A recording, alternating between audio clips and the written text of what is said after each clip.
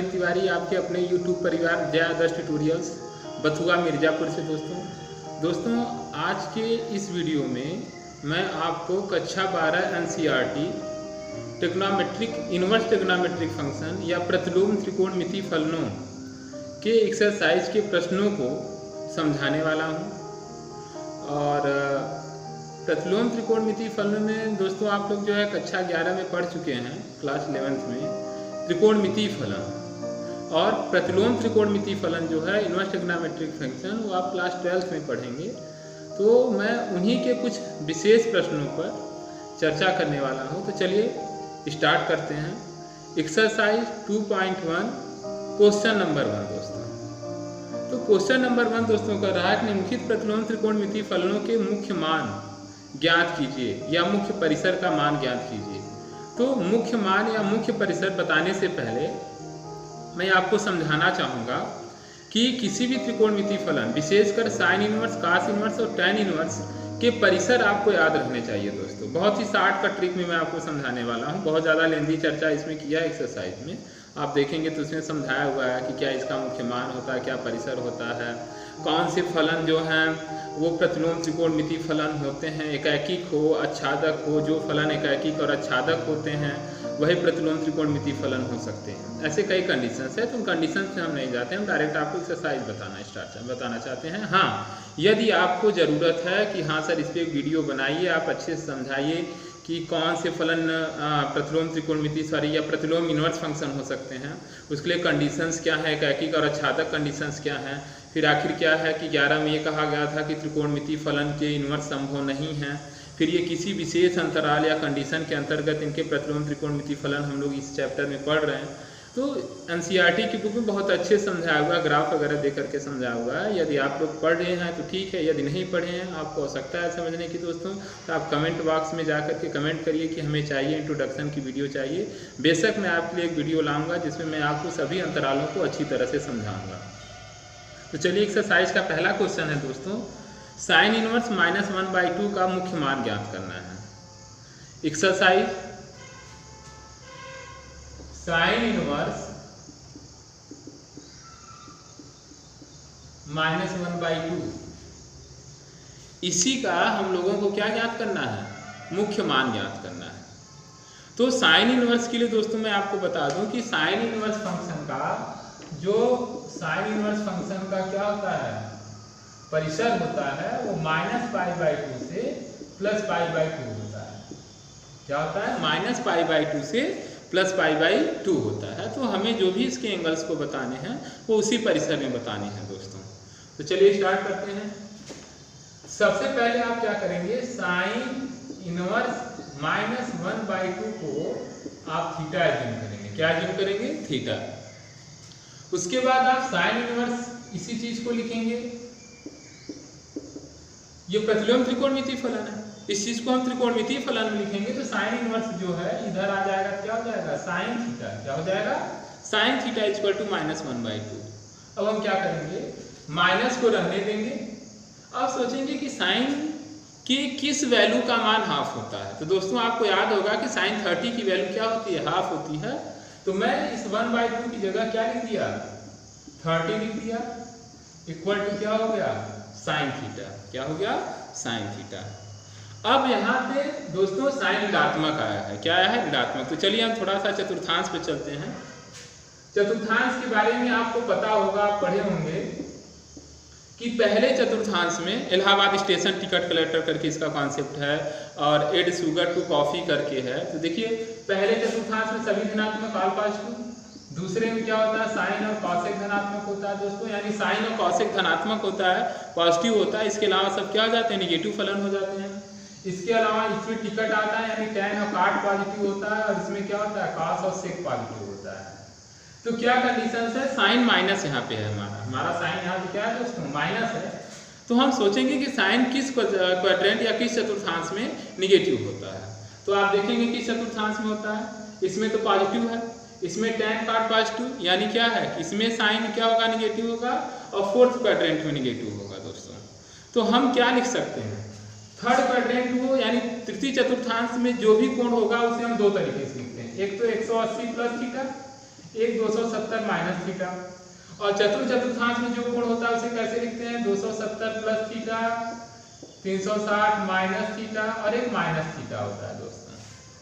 ठीक है, तो साइन नेगेटिव के लिए तो मैं क्या लिख सकता हूँ, लिखने के लिए इसे मैं साइन 180 प्लस 30 में लिख सकता हूँ। क्या लिख सकता हूँ, साइन 180 प्लस 30 में लिख सकता हूँ। साइन 180 प्लस 30 की भी वैल्यू दोस्तों माइनस होती है। ठीक है, और फर्क पढ़ने में इसमें आए तो क्या लिखेंगे, चौथे चतुर्थांश में हम क्या लिख सकते हैं इसे, 360 माइनस 30 एंड साइन माइनस 30। हाँ, 270 माइनस थीटा और 270 प्लस थीटा का यूज करके नहीं लिख सकते हैं, क्योंकि दोस्तों हम जानते हैं कि साइन 270 प्लस थीटा या साइन 270 माइनस थीटा की वैल्यू साइन नहीं रहेगी, कॉस हो जाएगी, और जब यहाँ पे कॉस हो जाएगी तो हम तुलना नहीं कर पाएंगे, थीटा की वैल्यू नहीं निकाल पाएंगे। इसलिए आप प्रतिलोम त्रिकोणमितीय फलन में दोस्तों याद रखिए कि जब हम मुख्य मान का मान निकालेंगे तो चेंजिंग के दौरान, यानी त्रिकोणमितीय फलनों का चतुर्थांश में परिवर्तन करने के दौरान हम 90 minus theta, 90 plus theta, 270 minus theta और 270 प्लस थीटा का उपयोग कभी नहीं करते हैं। क्यों नहीं करते हैं, क्योंकि इस कंडीशन में हमारे त्रिकोणमितीय फलन साइन है तो कास हो जाता है, टैन है तो काट हो जाता है। अब जैसे मैं इसे तोड़ दूं, इधर कास आ जाएंगे, इधर साइन, तो हम कोणों की तुलना नहीं कर पाएंगे। इसी वजह से 90 और 270 के चाहे वो प्लस हो, यानी 90 plus theta, 90 minus theta, 270 plus theta या 270 माइनस थीटा का उपयोग हम लोग नहीं करते हैं दोस्तों। तो चलिए हम लोग जब इसे नहीं करेंगे तो 270 माइनस थीटा यहाँ पे मैं छोड़ दिया, इसमें 270 प्लस थीटा छोड़ दिया, तो क्या लिखूंगा, 360 माइनस थीटा और एक साइन माइनस 30 अंश भी लिखूंगा। इन तीनों का मान दोस्तों क्या होता है, साइन 30 अंश। क्या होता है, माइनस साइन 30 अंश होगा तीनों का मान। तो मैं क्या लिखूं, इसी में बहुत ज़्यादा कंफ्यूजन हो जाता है। कुछ लड़के कहते हैं कि आखिर क्या ऐसा इसमें मामला फंस रहा है कि हम ये नहीं लिख रहे हैं, लिखने के लिए ये भी लिख सकते हैं, ये भी लिख सकते हैं, ये लिख सकते हैं। तो दोस्तों जरा आप सोचिए कि यदि मैं 180 प्लस 30 लिया यानी ये 210 अंश हुआ।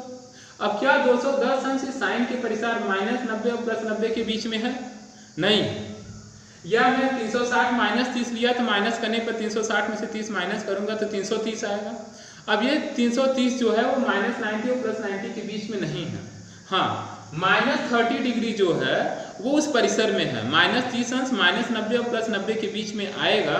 इसी वजह से आप देखेंगे कि इस चीज को हम लोग क्या लिखेंगे, sine minus 30 equal to sine theta. ठीक है, क्यों मैं ये लिखा, मैं आपको पूरा ये समझा दिया कि लिखने के लिए तृतीय चतुर्थांश, सॉरी साइन जो निगेटिव की बात हो रही है, निगेटिव जो था वो तीसरे में होता है, चौथे में होता है। तो तीसरे चतुर्थांश को मैं 180 प्लस थीटा 270 माइनस थीटा से लिख सकता हूँ। मैं लिया सिर्फ 180 प्लस 30, क्यों, क्योंकि 270 माइनस 30 करने पे चेंज हो जाएगा। साइन है तो कास आ जाएगा दोस्तों, यहाँ कास रहेगा, यहाँ साइन रहेगा, तो कोणों की तुलना नहीं हो पाएगा। इस वजह से 270 माइनस नहीं लिया। मैं लिख क्या कह सकता हूँ, 180 प्लस 30, 360 माइनस 30 एंड माइनस 30। तो ये जो है 210 अंश आएगा, ये 330 अंश आएगा, जो कि साइन के परिसर में नहीं है। इस वजह से माइनस 30 अंश लेकर के मैं इसे क्या करूंगा, आगे सॉल्व करता हूँ। अब मैं कोणों की तुलना कर लूँ तो थीटा की वैल्यू दोस्तों क्या आ गया, माइनस 30 अंश। माइनस 30 अंश आया, इसे मैं रेडियन में बदल लूँ तो माइनस 30 गुणते पाई बटे 180। इसे हम लोग सॉल्व कर लेंगे तो थीटा की वैल्यू कितनी आ जाएगी, माइनस पाई बाई 6। यही हमारा साइन इनवर्स माइनस हाफ का क्या है दोस्तों, मुख्य मान है। ठीक है, तो आशा करता हूं कि आपको ये जो है, ये पाई बाई 6 है, नहीं समझ में आ रहा क्या, ये पाई बाई 6 है। इसी में हम क्या करेंगे, पाई बाई 180 से मल्टीप्लाई कर लें, 0 0 कैंसिल, 3 6 जाए 18, तो माइनस पाई बाई 6। ठीक है, अब दिखाई दे रहा है ना, हाँ, तो क्या हो जाएगा, ये हमारी वैल्यू हो गई। क्लियर है, चलिए अब हम क्या करेंगे, नेक्स्ट क्वेश्चन की ओर बढ़ते हैं। सेकेंड क्वेश्चन, सेकेंड क्वेश्चन है cos inverse under root 3/2। cos inverse under root 3/2। ये हर क्वेश्चन में स्क्वायर ब्रैकेट का यूज होगा, और यहाँ पे cos का जैसे साइन का परिसर है, ऐसे cos का भी परिसर होता है। आपको याद करना पड़ेगा cos का परिसर क्या होता है। क्वेश्चन मैं लिख लूँ तो समझाऊँ आपको। cos इनवर्स अंडर रूट 3/2 का हमें मुख्य मान ज्ञात करना है दोस्तों। cos इनवर्स अंडर रूट 3/2 का हमें क्या करना है, मुख्य मान ज्ञात करना है। तो कैसे ज्ञात करेंगे, सबसे पहले हम जानेंगे कि cos इनवर्स का परिसर क्या होता है दोस्तों। तो cos इनवर्स का परिसर आपको पता होगा 0 से पाई क्या होता है, क्लोज इंटरवल में 0 से पाई होता है। ठीक है, इस क्लोज इंटरवल का भी मतलब होता है कि जो इस मुख्य मान का परिसर होगा वो 180 से बराबर या उससे छोटा। इस क्लोज इंटरवल का मतलब यही होता है, छोटे कोष्ठक का कहते हैं ओपन इंटरवल, कि उसमें बराबर नहीं होगा, उसी के बीच में उससे छोटा हो सकता है बट उसके बराबर नहीं हो सकता है। तो इंटरवल जो है ओपन इंटरवल, क्लोज इंटरवल जो है आप पढ़े होंगे संबंध फलन में, तो वहाँ चैप्टर में बताया हूँ, तो लिंक में आप जा करके देख सकते हैं, प्लेलिस्ट में जा करके देख सकते हैं, सब वीडियो पड़ी हुई है। तो चलिए, यानी इसमें यही ध्यान देना है कि काश का परिसर क्या होता है 0 और 180 के बीच में, यानी जो भी कोण हमारा आएगा वो 0 और 180 के बीच में आना चाहिए दोस्तों। चलिए, सबसे पहले मैं क्या करूंगा, इसे थीटा मानूंगा। काश इनवर्स इस साइड आएगा तो क्या हो जाएगा, काश थीटा। अब मैं सोचूंगा कि काश के कितने डिग्री की वैल्यू दोस्तों √3/2 होती है। तो आप जानते हैं cos 30 की वैल्यू √3/2 होती है, cos 30। अब यहाँ पे मैं तुलना कर लूँ इसका। क्यों तुलना कर लूँ, क्योंकि जो थीटा है वो 0 और पाई, 0 से बड़ा 180 छोटा, उसी के बीच इंटरवल में है, इसलिए हम सीधा यहाँ पे तुलना कर लेंगे। तो थीटा की वैल्यू हमें क्या मिलेगा, 30 अंश। इसे रेडियन में बदल लें तो आप जानते हैं रेडियन बदलने के लिए पाई/180 से मल्टीप्लाई कर देते हैं, ये 3 6 18 पाई/6। ये आपका क्वेश्चन नंबर 2 का क्या है, मुख्य मान है, थीटा = पाई/6। हाँ, मैं आपको ये समझाना चाहूँगा कि एग्जाम में किस टाइप के क्वेश्चन आते हैं। एग्जाम में जो भी क्वेश्चन आएगा दोस्तों वहाँ पे माइनस जरूर दिया रहेगा, जैसे आप पहले क्वेश्चन देखे, और एनसीईआरटी की बुक में माइनस वाले जितने क्वेश्चंस हैं वह एग्जाम में आते हैं, क्योंकि उसमें आपको लॉजिक लगाना होता है, उसके परिसर को ध्यान देना होता है कि किस परिसर में मैं इसे ले जाऊँ। और पॉजिटिव वाले तो सीधे ही कंपैरिजन हो जाते हैं, बस आप 75 कर दिए, cos थीटा sin थीटा जो भी हुआ, उसके बाद आप सोच लिए कि कौन सा इसका मान होगा, रख के आप तुलना कर लिए। तो एग्जाम की दृष्टि से निगेटिव साइन वाले जितने दिए हैं, आपका एग्जाम्पल्स हो या एक्सरसाइज में जो भी क्वेश्चन है आप उसे जरूर लगाइएगा। जैसे अगला क्वेश्चन जो है कोसेक इनवर्स 2 है, क्या है, कोसेक इनवर्स 2। तो मैं तो क्या करूंगा कि कोसेक इनवर्स को मैं साइन इनवर्स में बदलूंगा, और साइन इनवर्स में बदल के साइन के परिसर से लगा करके क्वेश्चन को क्या करना है, सॉल्व करना है। आपको कोसेक इनवर्स का परिसर याद करने की जरूरत नहीं है दोस्तों, कि आप चलिए कि कोसेक इनवर्स का परिसर क्या है, नहीं, आप सिर्फ साइन इनवर्स, कास इनवर्स और टैन इनवर्स का परिसर याद करिए। यदि कोई क्वेश्चन कॉसेक इनवर्स में आ रहा है तो आप उसे साइन में बदलिए, और उसके बाद साइन परिसर के माध्यम से सॉल्व करते चले जाइए। इसी के बेस पर मैं आपको क्वेश्चन नंबर 3 बताने जा रहा हूं दोस्तों। क्वेश्चन नंबर 3 आपका है कोसेक इनवर्स 2। क्वेश्चन नंबर 3,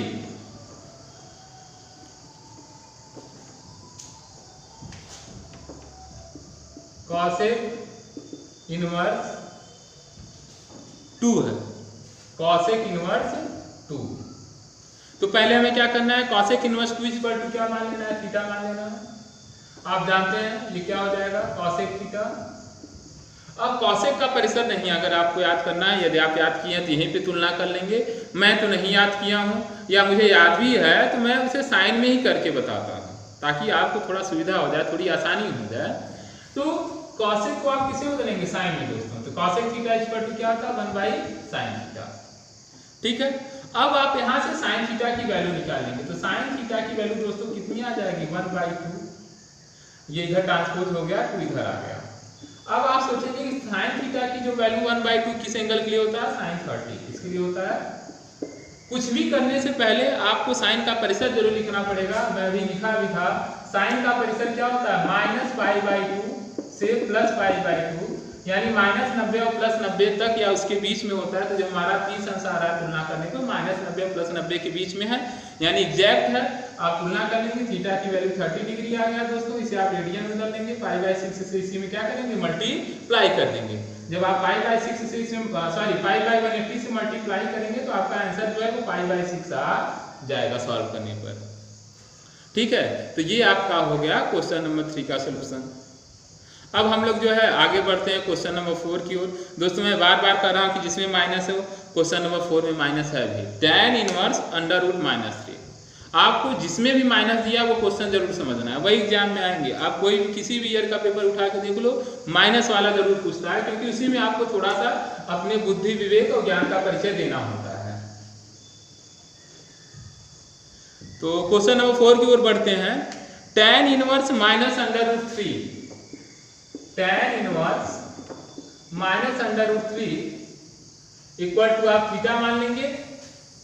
ठीक है, tan इनवर्स इस साइड आएगा दोस्तों, तो minus √3 equal to tan theta. ठीक है, अब आप सोचेंगे कि माइनस रहने दीजिए, tan के कितने डिग्री की वैल्यू √3 होती है? tan के कितने डिग्री की वैल्यू दोस्तों √3 होती है? तो आपको पता होगा tan 60 की वैल्यू, हाँ tan 60 की वैल्यू क्या होती है? √3 होती है। तो हम लोग क्या इसे लिखेंगे? tan 60। अब दोस्तों अभी मैं तुलना नहीं कर सकता, क्यों नहीं करता? क्योंकि माइनस लगा है। अब हम सोचेंगे कि tan किस किस चतुर्थांश या किस क्वाड्रेंट में निगेटिव होता है। तो आप जानते हैं फर्स्ट में ऑल पॉजिटिव, फर्स्ट में कुछ नहीं हो सकता। सेकेंड में दोस्तों साइन और कोसेक क्या है? पॉजिटिव है, यानी सेकेंड में tan निगेटिव होगा, इसमें tan निगेटिव होगा। थर्ड में पॉजिटिव है, फोर्थ में निगेटिव होगा। दोस्तों तो आप क्या करेंगे, इस निगेटिव को सेकेंड क्वाड्रेंट यानी द्वितीय चतुर्थांश और चतुर्थ चतुर्थांश के माध्यम से इसे तोड़ेंगे। सोचेंगे कि इसे किस तरीके से तोड़ करके लिखा जाए। तो मैं बताया हूं कि आप 90 और 270 का यूज तो कर ही नहीं सकते हैं। ठीक है, और tan का परिसर यही होता है, जो साइन का परिसर होता है वही tan का भी परिसर होता है। मुख्य परिसर दोस्तों ध्यान देना, मुख्य परिसर -π/2 से +π/2 tan का भी परिसर होता है। तो मैं क्या करूंगा, सेकेंड क्वाड्रेंट से इसे तोड़ूं। तो सेकेंड क्वाड्रेंट में ध्यान समझिए, ये 60 है ना दोस्तों, तो द्वितीय चतुर्थांश में आप इसे कैसे लिख सकते हो? tan 180 - 60, क्योंकि द्वितीय चतुर्थांश में क्या होता है 180 - थीटा और 90 + थीटा। तो 90 से तोड़ना नहीं है, क्योंकि 90 किस में हो जाएगा? वो कॉट में कर देगा उसे, तो हम तुलना नहीं कर पाएंगे यहाँ पे जो तुलना करते हैं।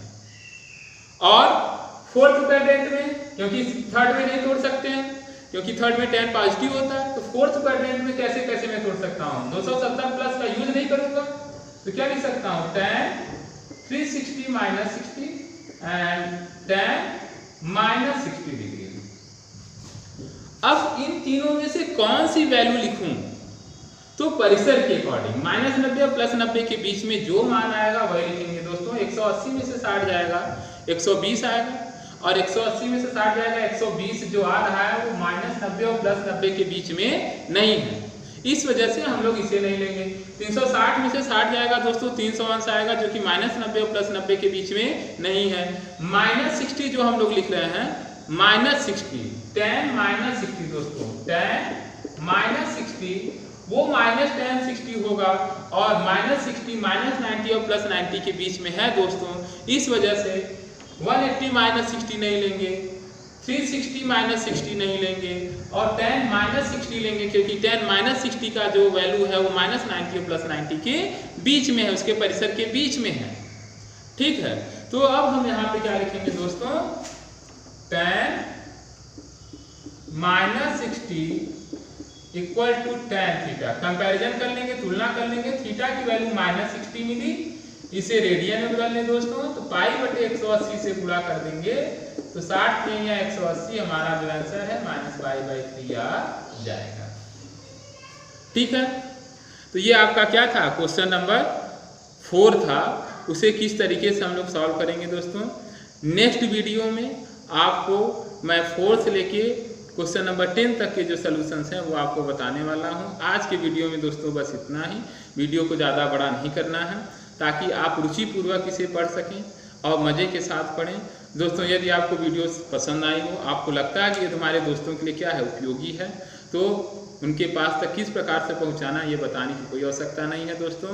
और ज़्यादा से ज़्यादा वीडियो पाने के लिए अभी इसी वीडियो के अंत में एक इंड स्क्रीन आएगा, जिसमें आप क्या करेंगे, इसी से त्रिकोणमिति से संबंधित अन्य वीडियो को भी देख सकते हैं। नहीं तो हमारे प्लेलिस्ट में जा करके आपको class 12th NCERT determinants, class 12th NCERT trigonometry, inverse trigonometry करके कई प्लेलिस्ट बनाए हैं। आप वहां से जा करके सभी वीडियो को क्रमपूर्वक देख सकते हैं दोस्तों।